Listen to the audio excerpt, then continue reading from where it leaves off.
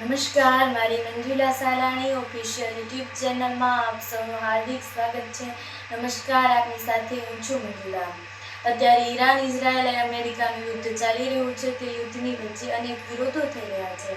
જ્યાં વિરોધ હોય ત્યાં યુદ્ધ હોય જ છે, પરંતુ એ યુદ્ધનો પણ વિરોધ થઈ રહ્યો છે તે જોવા જેવી બાબત છે.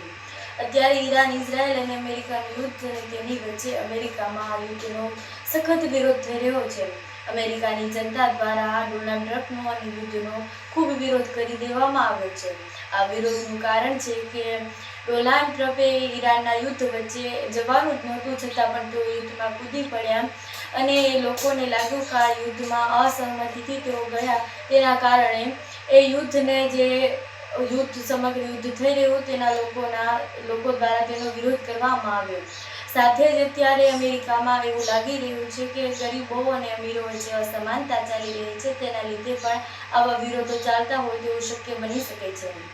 અત્યારે વિરોધો ચાલી રહ્યા છે યુદ્ધના, તેના વિશે ચર્ચા કરવી છે. આ યુદ્ધના જે સમગ્ર વિરોધો ચાલી રહ્યા છે તેમાં અમેરિકાના 50 જેટલા રાજ્યોમાં વિવિધ ખૂણે આ બધે જ વિરોધ થઈ રહ્યો છે ડોનાલ્ડ ટ્રમ્પનો અને યુદ્ધનો. ખાસ કરીને ડોનાલ્ડ ટ્રમ્પના જે વિરોધો ચાલી રહ્યા છે તેમાં ડોનાલ્ડ ટ્રમ્પના પૂતળાઓ સાથે એક તાજ દોરેલો છે, તેમાં પણ એક ક્રોસિંગ લાગેલું છે અને સાથે એવા બેનરો પણ છાપવામાં આવ્યા અને જેમાં લખેલું છે, વિડીયો અને ક્લિપ્સમાં જોવા મળી રહ્યું છે કે તાજ ઉતારો, હવે અહીંથી પરિવર્તન શરૂ થશે. આવું એ બેનરોમાં લગાવેલું હતું અને લોકો ખૂબ વિરોધ કરી રહ્યા હતા.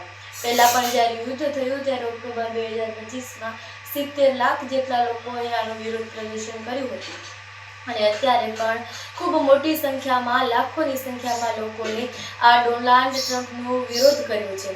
છતાં પણ ડોનાલ્ડ ટ્રમ્પ હજુ યુદ્ધને રોકતા નથી અને યુદ્ધ કરવા માંગે છે. હજુ પણ તેઓ યુદ્ધને રોકતા કેમ નથી તેના સવાલો થાય છે. જનતા આનાથી તંગ આવી ગઈ છે, છતાં પણ ડોનાલ્ડ ટ્રમ્પ ખૂબ વધારે યુદ્ધ તરફ વળી રહ્યા છે. અત્યારે યુદ્ધને લગભગ 1 મહિનાથી વધારે દિવસો થઈ ગયા, છતાં પણ આ યુદ્ધ રોકવાનું નામ નથી લેતું. ઈરાનના જે યુદ્ધ છે તેમાં ઈરાન પણ અમેરિકા સામે ખૂબ ભીષણ તૈયારીઓથી લડવા જઈ રહ્યું છે, ત્યારે અમેરિકા પણ તેની સામે હજુ પણ લડી રહ્યું છે. આ વાત અમેરિકાની જનતાને જરાય નથી પોષાતી, છતાં પણ આવું યુદ્ધ ચાલી રહ્યું છે. આવા વિવિધ જે વિરોધો છે તેની વચ્ચે માત્ર નુકસાન ઈરાન, ઇઝરાયલ કે અમેરિકાને નથી થવાનું. આ નુકસાન સમગ્ર વિશ્વને થવાનું છે, સમગ્ર વિશ્વની જનતાને પણ થવાનું છે. આ જે યુદ્ધ છે તે હંમેશાની માટે કોકને નુકસાન પહોંચાડે છે. એ નુકસાન માત્ર એકબીજા દેશોની લડવાની સાથે નથી, પરંતુ તેમાં જે એકબીજાની સામે જીત મેળવી કે એવું પણ નથી, પરંતુ આ યુદ્ધને માત્ર એકબીજાની સામે લડી રહ્યા છે. શું ફાયદો થવાનો છે એમાં, છતાં પણ એ ઈરાનના સુપ્રીમ લીડર, ઇઝરાયલના સુપ્રીમ લીડર અને અમેરિકાના સુપ્રીમ લીડર દ્વારા આ યુદ્ધને રોકવામાં કેમ નથી આવતું તેના પર સવાલો થઈ રહ્યા છે. હવે બધા જ વિશ્વના લોકો અને ત્રણેયના દેશોના લોકોએ માત્ર એવું જ વિચારી રહ્યા છે કે આ યુદ્ધનો જલ્દી અંત આવે તો સારું, કારણ કે આ યુદ્ધ અત્યારે માત્ર ફક્ત નુકસાની જ પહોંચાડી રહ્યું છે. તો તમારું આ વિષય પર શું કહેવું છે કમેન્ટ્સ પર જરૂરથી જણાવજો. સાથે જ અમારી મંજુલા સાલાણી ઓફિશિયલ યુટ્યુબ ચેનલને સબસ્ક્રાઈબ કરવાનું ભૂલશો નહીં. નમસ્કાર.